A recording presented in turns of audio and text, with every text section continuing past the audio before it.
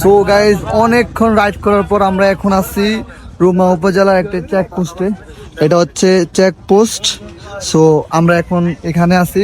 এখান থেকে কেওক্রাডং 31 কিলো, যে এখানে লেখা আছে Keokradong 31 kilo, Boga Lake 21 kilo. So আমরা এখন দুটোটাই এক্সপ্লোর করব আর একটু রেস্ট করে নিলাম। এখানে কিছু কাগজপত্র দেওয়া লাগে, যেমন এনআইডি কার্ডের ফটোকপি, নাম, ঠিকানা, নাম্বার। সো এগুলো জমা দিয়ে দিছি এখানে। আবার এবং কি সাথে রেস্ট করে নিলাম, ছবি টবি তুলে নিলাম। সবাই এখানে আছে। এই যে ওই যে এখানে লেখা আছে ট্যুরিস্ট অ্যাসিস্ট্যান্ট সেন্টার রুমা উপজেলা। সো রুমা উপজেলার চেকপোস্টে আমরা দাঁড়াইছি। এখান থেকে কাজ শেষ করে এখন চলে যাব কেওক্রাডং এবং বগালে।